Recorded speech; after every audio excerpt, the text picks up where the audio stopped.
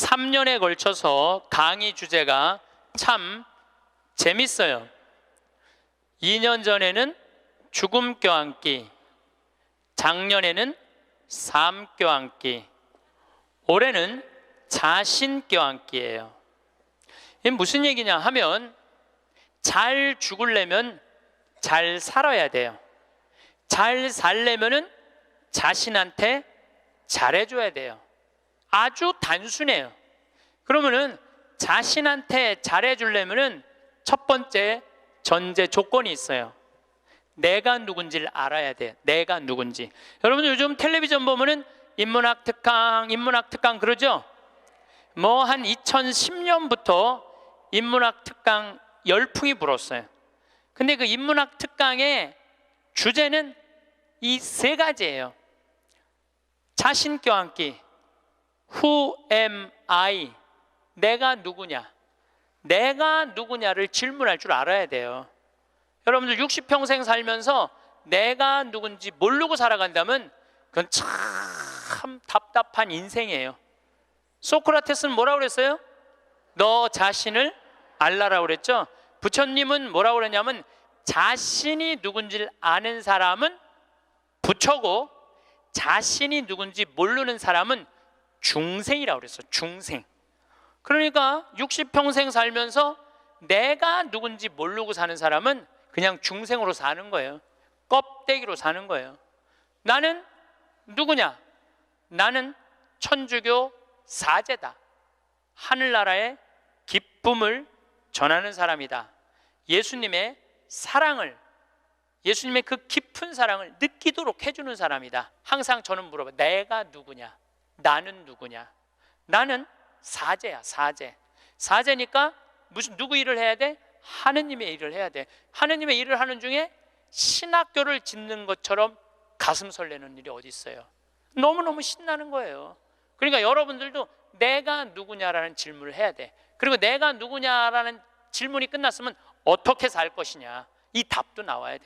그리고 중요한 거는 어떻게 죽을 것이냐, 이게 중요해요. 여러분들, 내가 어떻게 죽을 것, 죽는 것도 시나리오가 필요하다니까요. 죽는 것도 내가 어떻게 어떤 과정으로 죽을 것이다, 시나리오가 필요해요.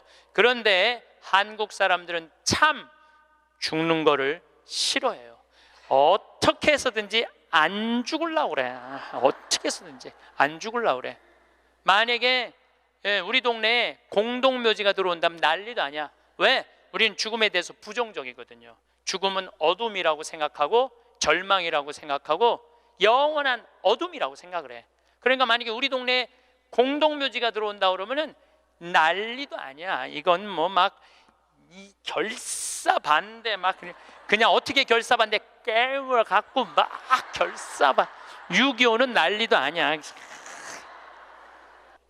그러니까 우리는 삶과 죽음이 분리되어 있는 거예요. 근데 한국 사람들은 또 단일 민족이라 이상하게 죽는 날은 다른데 보고 싶은 날은, 죽은 사람 보고 싶은 날은 온 국민이 똑같은 날 보고 싶어. 4월 5일 한식날 그냥 죽은 사람 보러 다닌다고 난리도. 그 6.25는 난리도 아니야. 그것도 보면은 그냥 막히고 난리도 아니야. 보면은 왜 죽는 날은 다른데 보고 싶은 날은 같은지 몰라. 근데 우리는요, 하여튼 죽음에 대해서 부정적이에요. 그런데 여러분들, 죽는 거 무서워할 필요 하나 없어요. 죽기 전까지는 절대 안 죽을 것이고 죽을 때 되면 그냥 행복하게 가면 되죠. 그러니까 죽음에 대해서 두려워하지 마세요. 그래도 죽는 게 싫어. 왜 죽는 게 싫으냐 하면 사랑하는 사람과의 이별 때문에 그래요. 죽으면은 더 이상 사랑하는 남편 못 보고, 사랑하는 아내 못 보고, 사랑하는 부모님 못 보고, 자식 못 보니까. 그것도 뒤집어 보면은 또한 답답해요. 왜냐하면 살아있을 때는 소, 닭 쳐다보다가 꼭 죽고 나면 영정사진 앞에서 통곡을 하고 우는 거예요. 왜 벌써 죽느냐고, 조금만 더 살았으면 내가 잘해줬을 텐데 라고 우는 사람들이 참 많아요. 내가 본당 신부할 때 평택에 있었을 때 70 먹은 중풍 걸린 할머니가 한 분 계셨어요. 근데 이 할머니가 내가 한 달에 한 번 갈 때마다 이런 말을 해요. 신부님, 한 달에 한 번 나 찾아오는 건 신부님밖에 없다고. 아들이 하나 있는데 10년째 한 번도 안 찾아왔다는 거예요. 10년째. 네 할머니가 돌아가셨어요. 초상집에 갔는데 그 영정사진 앞에서 통곡을 하고 우는 자식이 하나 있더라고요. 10년째 한 번도 안 온 자식. 뭐라고 우느냐면은, 어머니 왜 기다려주지 않고 벌써 돌아가셨느냐고. 조금만 더 기다렸으면 내가 돈 벌어서 어머니 효도할 텐데 왜 내 마음을 몰라주고 왜 기다려주지 않고 벌써 돌아가셨느냐고. 나는 어떻게 하라고 이렇게 돌아가시느냐고 울며 불며 통곡을 하더라고요. 저는 그렇게 우는 자식을 이렇게 바라보면서 속으로 이런 생각이 들었어요. 너는 10년 후에 엄마가 80에 죽어도 똑같이 말할 자식이야. 10년 후에 똑같이 말할 자식이에요. 10년 후에 엄마가 80에 돌아가도 어머니 왜 기다려주지 않고 벌써 돌아가셨느냐고, 조금만 더 살았으면 내가 돈 벌어서 효도할 텐데 라고 말할 자식이에요. 혹시 여러분들 자식들 가운데 지금 손자 손녀 키운다고 먹고 살기 힘든다고 여러분들 찾아오지 않아? 그런 자식들이 이렇게 말해. 어머니 조금만 기다리세요. 내가 조금만 이 어려운 일 끝나고 나면 어머니 잘 모실 테니까 조금만 기다리세요 라고 말하는 자식이 나중에 정말로 효도할 거라고 믿고 있다면 어린 반푼어치도 없는 기대를 하고 있는 거예요. 지금 효도하지 않는 자식은 나중에도 효도하지 않아요. 그러니까 잘해주려면 언제 잘해줘? 지금 잘해줘요. 혹시 여러분들 남편들 가운데 술 좋아하는 남편이 있어. 근데 술 먹고 결국은 술 때문에 죽었어. 그러면은 그 남편 앞에서 이렇게 우는 자매들이 있어요. 이렇게 죽을 줄 알았으면 그 좋아하는 술이라도 한번 마음 놓고 먹게 할 걸. 이렇게 말하는 자매 있어요. 아니, 내 손 붙잡고 얘기하는 자매가 몇 있었어요. 신부님 이렇게 죽을 줄 알았으면 그렇게 구박 안 하고 술이라도 마음껏 먹게 할 걸 너무 후회된다고. 죽고 나서 후회하지 마시고 살아있을 때 잘해주세요. 어차피 먹는 술인데 마음 편안하게 한번 먹게 해주면 어디 매일 그렇게 해주라는 게 아니야. 한 번쯤 그렇게 해주라는 거야. 홍어 삭힌 거 주문하고 목삼겹살 삶고 묵은지 해갖고 소주 5병 딱 해갖고 여보 오늘은 내가 집에서 낼게. 바깥에서 눈치 보고 그걸 그렇게 마시지 마. 그런데 남편이 세상을 떠났잖아요. 그럼 여러분들이 이렇게 말할 수 있어요. 적어도 여보 내가 마지막에 이별주 한번 근사하게 대접했지. 당신 잘 가. 이런 말 할 수 있어요. 근데 한 번도 그런 멋있는 대접을 안 한 사람은요 한이 돼요. 한이. 그러니까 잘해주려면 언제 잘해줘? 지금 잘해주세요. 혹시 여러분들도 인생을 살면서 여러분들한테 잘해준 사람들이 있을 거야. 그렇죠? 정말 은인이 있을 거야. 인생의 은인들. 정말로 고맙다고 생각을 한다면 나중에 잘해주지 말고 지금 이스라엘 성지순례 티켓을 하나 끊어주든지 아니면 이미자 콘서트를 끊어주든지 하세요. 내가 마음을 표현할 때 사람이 행복한 거예요. 그래서 나중에 잘해주지 마세요. 잘해주려면 언제 잘해줘? 지금 잘해주세요. 지금. 그러니까 죽는 거 죽기 전까지는 절대 안 죽을 것이고 살아서는 열심히 사랑하고 죽어서는 천당 갈 건데 뭐가 그렇게 죽는 게 무서워. 안 죽으려고 용을 써요. 여러분들 오래 사는 게 좋아요? 막 80살에서부터 100살까지 누워서 똥오줌 싸가면서 벽에 똥칠해가면서 오래 사는 게 좋아요? 네가 누군지 내가 누군지도 모르면서 자식들 서로 네가 모실 거냐 내가 모실 거냐 하면서 원수 만들어가면서 오래 사는 게 좋아요? 나는 오래 사는 건 좋은 게 아니에요. 오래 사는 거는 그냥 사는 날까지 즐겁게 사는 게 중요한 거야. 그냥 사는 날 매일매일 즐겁게 사는 게 제일 중요해. 먹고 마시고 노는 일이 참 중요한 거예요. 그래서 여행도 다니고 피정도 이렇게 다니고 친구들하고 단풍 구경도 가고 돌아다닐 수 있을 때까지 돌아다니다가 86살에 그냥 주무시다가 죽어. 그냥 100살까지 건강하시면 안 죽어도 돼요. 그런데 돈 쓰는 거 아까워갖고 돈 쓰는 거 무서워갖고 쓰지도 못하고 뒷방에 쭈그리고 앉아서 그러면 어떻게 되는 줄 아세요? 다리에 힘 풀리면 누워서 똥오줌 싸요. 너도 피해주고 나도 피해주는 거야. 그런 사람들이 힘든 거예요. 그냥 건강하게 움직이는 사람은 사는 날까지 건강하게 살 수 있어요. 행복하게 살 수 있어요. 그렇게 살으라는 거예요. 저는 여러분들이 사는 날까지 즐겁게 살기를 바라는 거예요. 사는 날까지. 저는 6년 전에 위암 수술을 했어요. 위를 3분의 2를 잘라냈어요. 근데 제가 6년 전 4월 6일 날 수술을 했는데 2월 달에 진단을 받았어요. 2월 달에 진단을 받았는데 내가 수녀님한테 그랬어요. 수술 날짜가 언제냐? 4월 6일이라고. 내가 4월 3일까지 사순 특강 잡아놓은 스케줄이 있으니까 4월 3일까지 강의를 하겠다. 그리고 4월 3일 날 병원에 들어가겠다. 수술하고 3일 지나고 나서 조치를 별로 취하는 게 없더라고요. 요즘은 더 이상 조치 취할 거 있느냐? 없대. 난 퇴원해야 되겠다. 수술 강의가 많아서. 그래서 나갔어요. 근데 수녀님이 또 전화 왔어. 신부님, 죽는 거 무섭지 않냐는 거예요. 죽는 거. 난들 왜 죽는 게 안 무서웠겠어? 이렇게 멀쩡하게 강의하고 저녁에 사제관에 가갖고는 누워서 죽으면 어떻게 하나 고민했죠. 근데 내가 46 인생을 돌아보니까 50개 나라를 다녔어요. 하고 싶은 대로 다 하고 산 거예요. 그리고 2개 본당 신부, 평택 비전동, 경기도 광주 능평 본당 신부 하면서 교우들 원 없이 사랑했고 사랑받았고, 또 평창에 들어와서 생태마을 꾸며서 수많은 정말 외롭고 힘든 사람들 와서 행복 느끼고 삶이 변하고, 뭐 우리나라 교우들만 와 전 세계에 있는 우리 교우들도 많이 오고, 우리 천주교 신자만 개신교, 불교, 비신자들도 많이 와서 행복을 느끼고, 이러면 됐지. 그냥 떠나도 되겠더라고요. 딱 마음에 하나 걸리는 게 있었어요. 부모님 앞서가는 거. 불효 중에 최고의 불효는 뭐예요? 부모님 앞서는 거예요.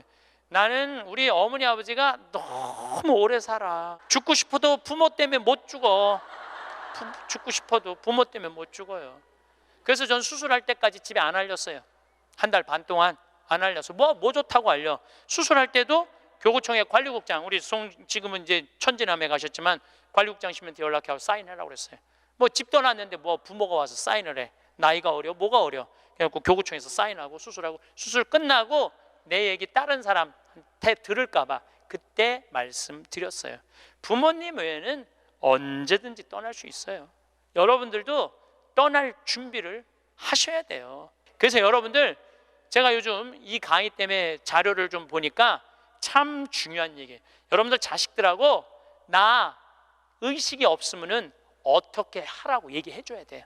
이따가 죽었어. 그러면은 어떤 자식은 수술을 해야 된다, 어떤 자식은 그냥 놔두자 이러면서 자기네들끼리 또 싸워.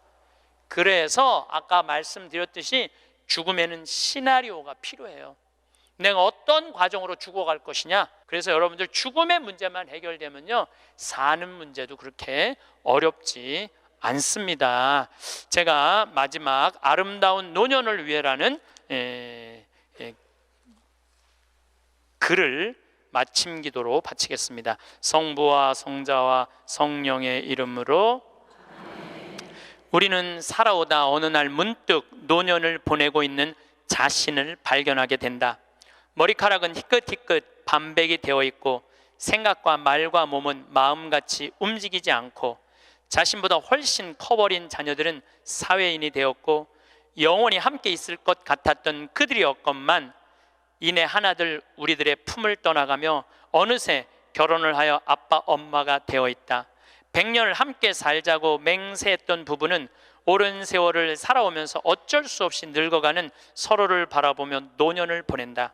가족을 너무 의지하지 마라. 그렇다고 가족의 중요성을 무시하라는 것은 아니다. 움직일 수 있는 한 나 아닌 다른 사람을 의지하는 건 절대 금물이다. 자신의 노년은 그 어느 누구도 대신해 주지 않는다. 당신이 진정으로 후회 없는 노년을 보내려거든 자신의 것을 스스로 개발하고 스스로 챙겨라. 그리고 반드시 한두 가지의 취미 생활을 가져라. 산이 좋으면 산에 올라 세상을 한번 호령해보고, 물이 좋으면 강가에 앉아 낚시를 해라. 운동이 좋으면 어느 운동이든 땀이 나도록 하고, 책을 좋아하면 열심히 책을 읽고 글을 써라. 자식들에게 너무 기대하지 마라. 자식에게서 받은 상처나 배신감은 쉽게 치유가 되지 않기 때문이다. 부모를 만족시켜주는 자식은 그렇게 많지 않다. 기대가 큰 자식일수록 부모의 마음을 아프게 한다. 악처가 효자보다 낫다는 옛말은 참고할 만하니 식어가는 부부간의 사랑을 되찾아 뜨겁게 하라. 그리고 이 나이는 사랑보다 겹겹이 쌓여진 묵은 정으로 서로의 등을 씻어주며 사는 것이 아니겠는가. 영광이 성부와 성자와 성령께, 성부와 성자와 성령의 이름으로 아멘. 감사합니다. 신부님, 강론 잘 들으셨나요? 오늘은 자신과 안기라는 주제로 말씀 나누셨는데요. 아름다운 노년을 보내기 위한 몇 가지 현명한 방법은 다음과 같습니다. 건강한 생활 습관, 균형 잡힌 식사와 규칙적인 운동을 통해 신체 건강을 유지하세요. 특히 유산소 운동과 근력 운동을 병행하는 것이 좋습니다. 정신적 건강 유지, 명상, 독서, 취미 활동 등을 통해 정신적 자극을 유지하고 스트레스를 관리하세요. 새로운 것을 배우는 것도 좋은 방법입니다. 사회적 관계 강화, 가족, 친구들과의 관계를 소중히 여기고 사회적 활동에 참여하여 외로움을 줄이세요. 커뮤니티 활동이나 동호회 가입도 도움이 됩니다. 재정 계획, 노후를 대비한 재정 계획을 세워 경제적 안정성을 확보하세요. 필요한 경우 전문가의 도움을 받는 것도 좋습니다. 긍정적인 태도, 삶의 긍정적인 면을 바라보고 감사하는 마음을 가지세요.